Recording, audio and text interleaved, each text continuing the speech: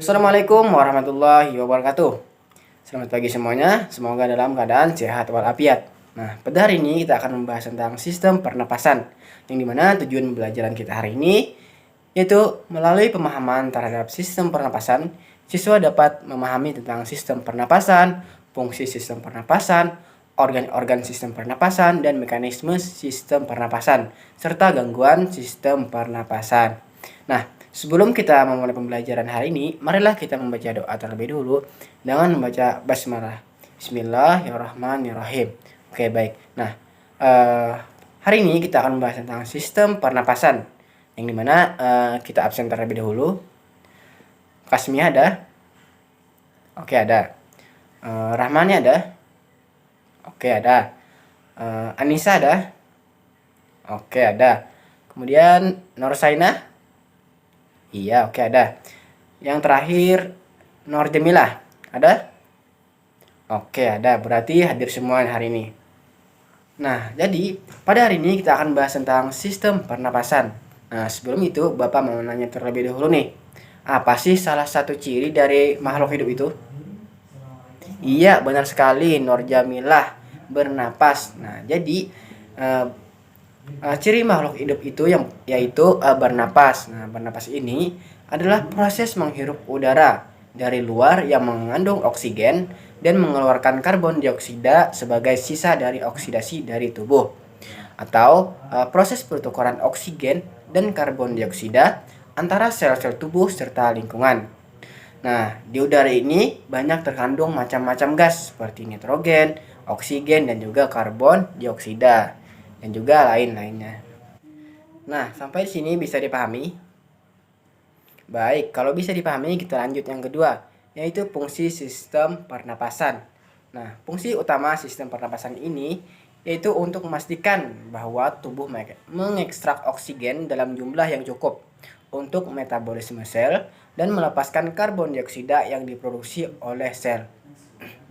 Adapun fungsi sistem respirasi atau sistem pernapasan ini yang pertama itu mengambil oksigen yang kemudian dibawa oleh darah ke seluruh tubuh, yaitu sel-sel untuk mengadakan metabolisme.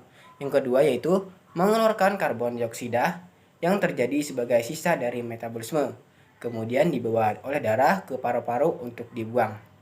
Yang ketiga, tempat terjadinya pertukaran gas dari atmosfer dengan sirkulasi darah. Kemudian yang keempat, melindungi dan menjaga mukosa, pernapasan dari dehidrasi, perubahan suhu, atau variasi lingkungan sekitar, serta mempertahankan permukaan mukosa lainnya dari invasi bakteri patogen. Kemudian yang terakhir yaitu menyediakan sensasi penciuman untuk dikirim ke saraf pusat dari epitelium saraf olfaktorius di bagian superior rongga hidung. Baik, nah sampai di sini bisa dipahami? Baik, kalau bisa dipahami kita lanjut ke materi berikutnya, yaitu organ-organ sistem pernapasan. Nah, di sini Bapak mau nanya kepada Kasmia. Sebutkan salah satu organ sistem pernapasan. Iya, benar sekali, rongga hidung. Nah, jadi rongga hidung itu yaitu sebagai gerbang utama keluar masuknya udara saat bernapas, yang dimana fungsi hidung ini sangat penting. Kemudian di dalam hidung ini terdapat bulu-bulu atau rambut-rambut halus yang fungsinya adalah menyaring kotoran dari udara yang kita hirup. Kemudian tolong kepada Kasmia sebutkan salah satu organ sistem pernapasan. Iya, benar sekali, tenggorokan. Nah, jadi tenggorokan atau paring ini berfungsi dalam sistem pernapasan seperti halnya dalam proses pencernaan. Fungsi tenggorokan ini dalam sistem pernapasan manusia sebagai penghubung. Kemudian tenggorokan ini menghubungkan rongga hidung dengan paru-paru agar proses bernapas dapat berjalan dengan baik. Nah, selanjutnya kepada Rahmani, sebutkan salah satu organ sistem pernapasan. Iya, benar sekali, batang tenggorokan atau trakea. Nah, jadi fungsi trakea ini dalam sistem pernapasan cukup penting, yaitu mengalirkan udara dari dan menuju paru-paru. Organ ini berbentuk tabung berongga lebar yang menghubungkan laring ke bronkus paru-paru. Mantap. Kemudian selanjutnya Nur Jamilah, sebutkan salah satu organ sistem pernapasan. Iya, benar sekali, ada pangkal tenggorokan atau laring. Nah, laring ini berfungsi menempelnya selaput atau pita suara. Fungsi utama laring ini juga menghasilkan suara dan juga sebagai tempat keluar masuknya udara. Pangkal tenggorokan disusun oleh beberapa tulang rawan yang membentuk yakun. Nah, kemudian pangkal tenggorokan ini dapat ditutup oleh katup pangkal tenggorokan atau disebut dengan epiglotis. Nah, pada waktu menelan makanan, katup tersebut menutup pangkal tenggorokan dan pada waktu bernapas, katup membuka. Pada pangkal tenggorokan terdapat selaput suara yang akan bergetar bila ada udara dari paru-paru, misal pada waktu kita berbicara. Oke, kemudian tolong kepada Anissa sebutkan salah satu sistem organ pernapasan. Cabang batang tenggorokan, iya benar sekali, atau bronkus. Nah, jadi batang ini merupakan cabang batang tenggorokan yang terletak setelah tenggorokan atau trakea sebelum paru-paru. Nah, bronkus adalah saluran udara yang memastikan udara masuk ke baik dari trakea ke alveolus. Nah, selain sebagai jalur masuk dan keluarnya udara, bronkus ini juga berfungsi untuk mencegah infeksi. Nah, yang keenam yaitu ada paru-paru atau pulmon. Nah, paru-paru ini merupakan organ respirasi atau organ pernapasan yang menghubungkan dengan sistem pernapasan dan sirkulasi atau peredaran darah dalam tubuh vertebrata yang bernapas dengan udara. Nah, fungsi dari paru-paru ini menukar oksigen dari udara dengan karbon dioksida dari darah. Nah, sampai di sini bisa dipahami? Baik, kalau bisa dipahami kita lanjut ke materi berikutnya, yaitu mekanisme sistem pernapasan. Nah, dalam mekanisme respirasi atau sistem pernapasan ini, sederhananya dilakukan dengan menghirup oksigen dan menghembuskan karbon dioksida. Nah, sistem pernapasan manusia berfungsi untuk menyediakan asupan oksigen secara konsisten atau tetap, agar seluruh tubuh bekerja dengan baik. Pada saat proses respirasi atau pernapasan berlangsung, maka akan terjadi dua mekanisme, yaitu inspirasi, menghirup udara, dan ekspirasi atau menghembuskan udara. Nah, selama respirasi pernapasan, udara dari atmosfer dihirup ke dalam tubuh melalui lubang hidung yang disebut dengan inspirasi.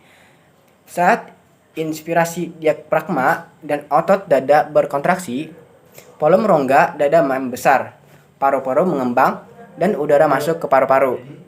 Oksigen yang dihirup kemudian dibawa ke jantung dan seluruh tubuh oleh darah.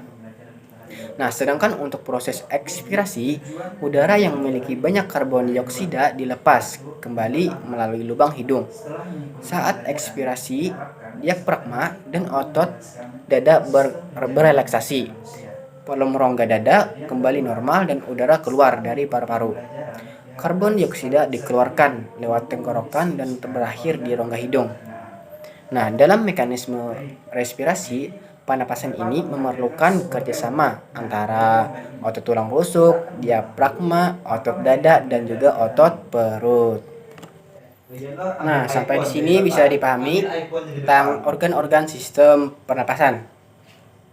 Baik, kalau bisa dipahami kita lanjut ke materi berikutnya. Nah, materi berikutnya ini yaitu tentang gangguan-gangguan sistem pernapasan.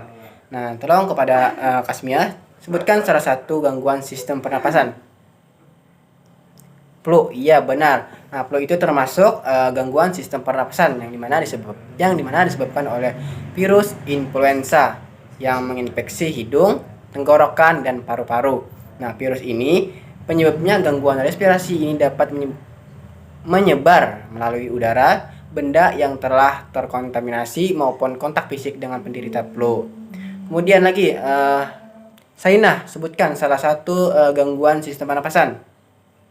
Iya benar, faringitis. Nah jadi faringitis ini termasuk gangguan sistem pernapasan yang dimana faringitis ini adalah peradangan pada tenggorokan atau paring. Nah keluhan ini disebabkan oleh infeksi bakteri maupun virus. Faringitis ini dapat ditangani berdasarkan penyebabnya, misalnya saja faringitis yang disebabkan oleh bakteri dapat diobati menggunakan antibiotik. Kemudian Anissa, tolong sebutkan salah satu gangguan sistem pernapasan. Iya benar sekali, laringitis. Nah laringitis ini juga termasuk gangguan sistem pernapasan, yang dimana gangguan respirasi faringitis ini yaitu peradangan yang terjadi di laring atau pita suara. Nah uh, uh, gangguan penyakit ini disebabkan oleh penggunaan laring yang berlebihan, iritasi atau infeksi, yang dimana terlalu mengeluarkan suara secara keras, kencang, dan berlebihan. Kemudian Jamilah, tolong sebutkan salah satu gangguan sistem pernapasan. Iya benar sekali, asma. Nah ini asma ini juga termasuk gangguan sistem pernapasan. Asma ini merupakan gangguan respirasi atau pernapasan yang ditandai dengan peradangan pada saluran pernapasan. Nah penyakit ini membuat saluran pernapasan mengalami penyempitan. Penyebabnya bisa karena alergi, paparan asap, polusi hingga udara dingin. Kemudian yang terakhir, Rahman ini sebutkan salah satu gangguan sistem pernapasan. Iya benar sekali, bronkitis. Nah jadi bronkitis ini termasuk gangguan sistem pernapasan, yang dimana terjadi ketika saluran yang membawa udara ke paru-paru atau bronkus yang mengalami peradangan. Akibatnya gangguan respirasi ini menyebabkan penderitanya batuk berdahak. Nah selain itu batuk berdahak ini, gejala yang menyertai bronkitis adalah dada sesak, dadak berwarna kuning atau hijau hingga demam. Kemudian ada lagi juga gangguan sistem pernapasan yang lain seperti emfisema, pneumonia, kanker paru-paru. Nah, kanker paru-paru ini merupakan salah satu jenis kanker yang paling berbahaya dengan angka kematian yang tinggi. Nah, baik perokok aktif maupun pasif yang berisiko tinggi karena kanker paru-paru. Nah, sampai di sini bisa dipahami tentang sistem pernapasan, fungsi sistem pernapasan, organ-organ sistem pernapasan, mekanisme sistem pernapasan, dan juga gangguan-gangguan sistem pernapasan. Baik, kalau dapat dipahami, di sini Bapak ada tugas untuk kalian, yang dimana tugasnya ini secara individu. Jadi kalian kerjakan secara masing-masing, jangan ada mencontek temannya. Bapak mengharapkan kejujuran kalian semuanya. Bapak berikan waktu untuk pengerjaannya selama 1 minggu. Jadi di pertemuan selanjutnya dikumpul. Nah soalnya nanti Bapak kirim di WA group. Kemudian sebelum Bapak mengakhiri pembelajaran hari ini, Bapak mau menyimpulkan tentang pembelajaran kita hari ini tentang sistem pernapasan. Pernapasan adalah suatu proses yang terjadi secara otomatis walaupun dalam keadaan tertidur sekalipun, karena sistem pernapasan dipengaruhi oleh susunan saraf otonom. Kemudian fungsi pernapasan untuk memastikan bahwa tubuh mengekstrak oksigen dalam jumlah yang cukup untuk metabolisme sel dan melepaskan karbon dioksida yang diproduksi oleh sel. Tempat terjadi pertukaran gas, melindungi dan menjaga mukosa pernapasan, serta mempertahankan permukaan mukosa dari invasi bakteri patogen, menyediakan sensasi penciuman. Kemudian saluran pernapasan. Nah, bagian-bagian saluran pernapasan ini terdiri rongga hidung, tenggorokan, batang tenggorokan, pangkal tenggorokan, cabang batang tenggorokan, dan paru-paru. Kemudian mekanisme pertukaran udara. Nah, pertukaran udara gas dari udara bebas ke dalam sel darah terjadi dalam alveolus dengan kapiler-kapiler darah yang dinamakan dengan pernapasan luar atau respirasi eksternal. Nah, pertukaran gas dari darah dalam kapiler dengan sel-sel jaringan tubuh yang dinamakan dengan pernapasan dalam. Kemudian Yang kelima yaitu gangguan pada sistem pernapasan, yaitu ada asma, tuberkulosis atau TBC, faringitis, bronkitis, pneumonia, emfisema, difteri. Kemudian yang terakhir yaitu kanker paru-paru. Nah, itu kesimpulan kita pada hari ini. Nah, sebelum Bapak mengakhiri pembelajaran hari ini, marilah kita membaca doa terlebih dahulu dengan membaca hamdalah.